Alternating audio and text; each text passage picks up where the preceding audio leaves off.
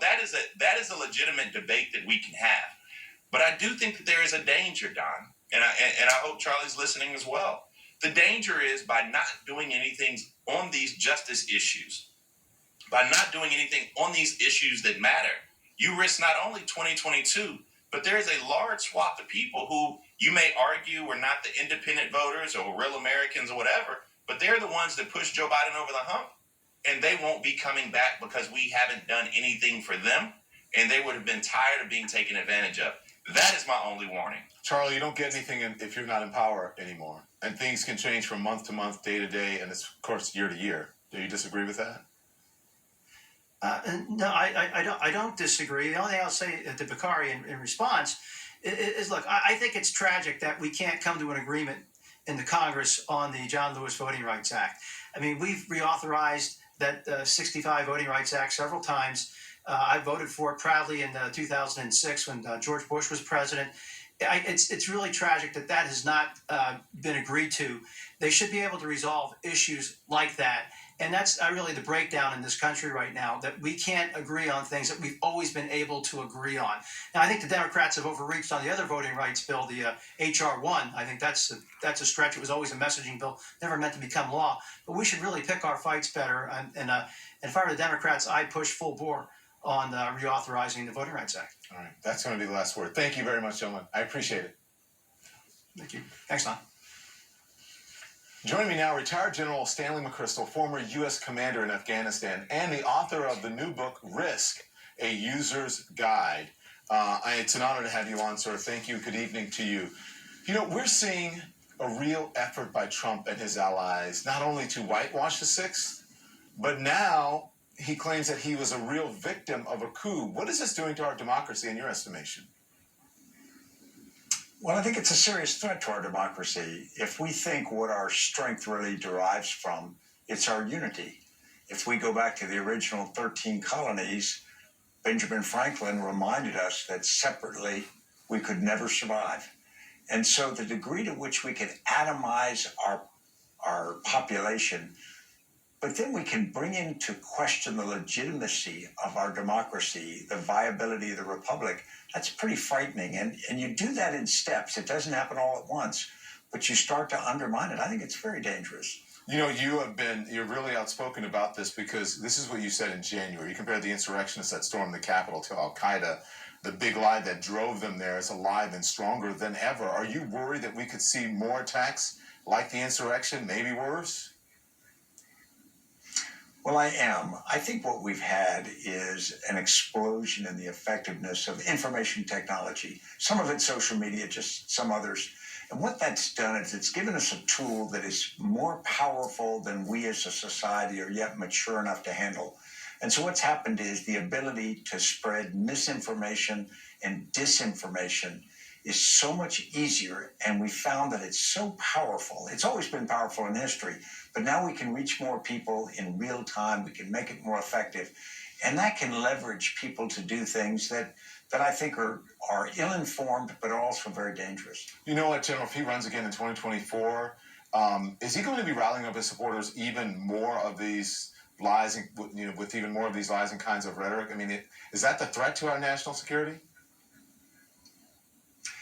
I think the threat is that every politician is now going to school on this now. And so those that are more extreme are going to look at that playbook and say that they can follow it. So I think it won't just be a single political leader, and it'll be from both sides. People who determine that this is the way to do it will try to leverage that tool.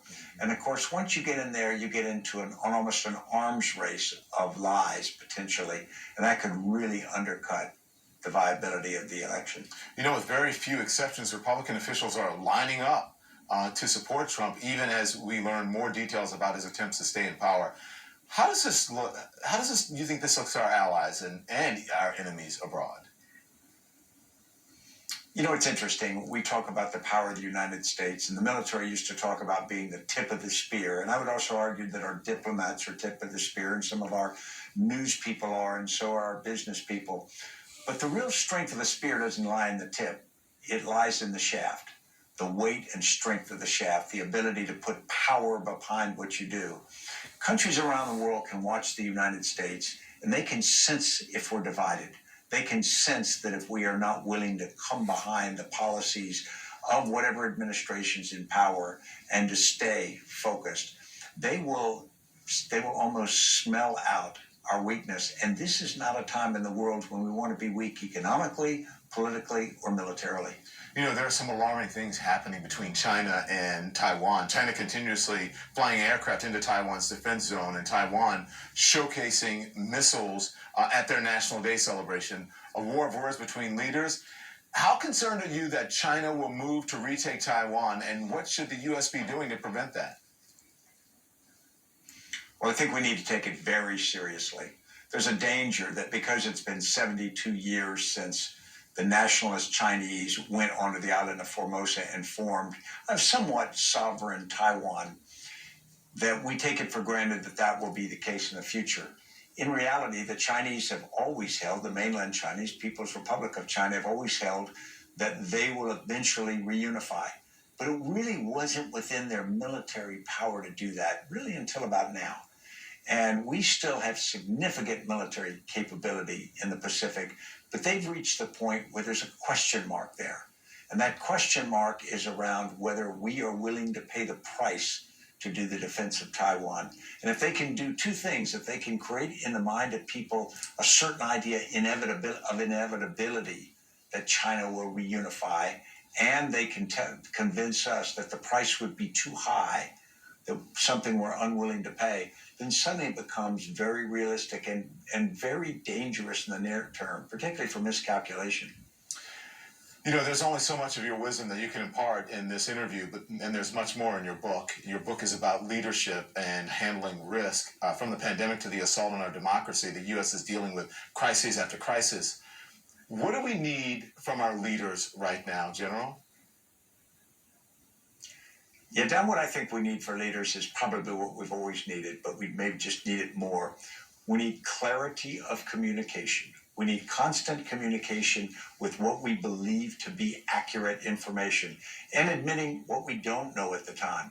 We need a clear narrative, what we're about, what we stand for, and that narrative has to be matched by our behaviors.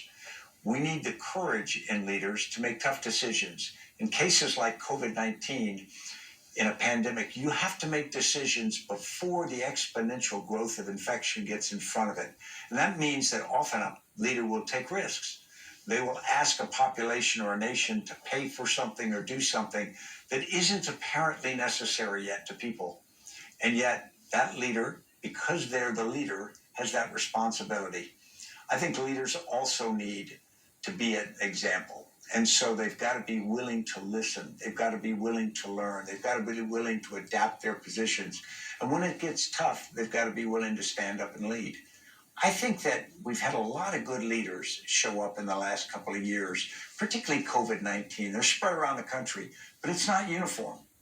It's not enough, and I don't think we as the American people have yet decided that we're going to celebrate and support all the right leaders. General, again, congratulations on the book. I can't wait to finish reading it. And thank you so much. Thank you so much, General. The book is Risk, a User's Guide.